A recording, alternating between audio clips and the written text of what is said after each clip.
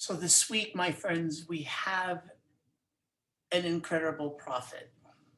And some of you might remember that back in August of 1963, Dr. King stood before 250,000 people on the steps of the Lincoln Memorial in Washington, D.C., and delivered what will become one of the most famous speeches of the 20th century, his I Have a Dream speech.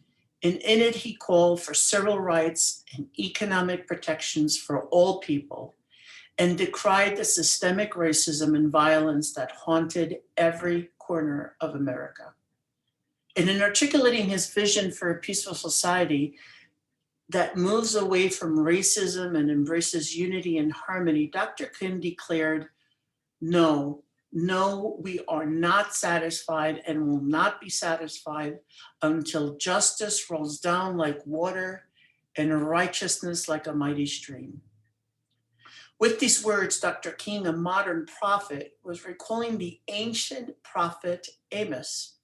Her first wrote, "Let justice roll down like waters and righteousness like a mighty stream."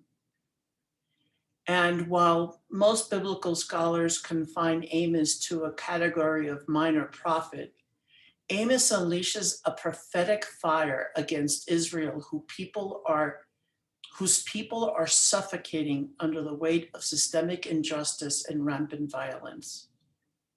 Now, it doesn't take people long for the people of Israel to realize that Amos is unlike the other so-called prophets of his days. And the vocation of a prophet itself had become compromised. And the so-called prophets that the people were familiar with preached a watered down message. And so Amos proclaims, "I am no prophet, nor a prophet's son, but I am a herdsman and the dresser of sycamore trees." Amos makes clear that he is not on the company payroll and that social, political, and economic concerns have no bearing on the message he proclaims. Truth be told, Amos presents a pastoral paradox that every preacher knows all too well. On one hand, the gospel message bears an unyielding, uncompromising truth, and on the other hand, the sheer force with which it is proclaimed often proves too harsh for people to hear and to understand and to comprehend and to take action. But not with Amos.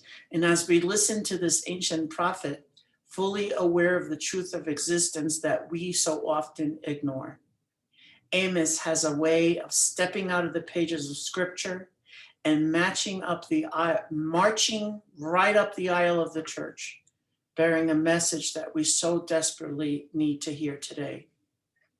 Amos teaches us that God does indeed work through our failings and jagged edges to bring about God's purpose, but not with the kind of cheap grace that amounts to little more than a spiritual bailout.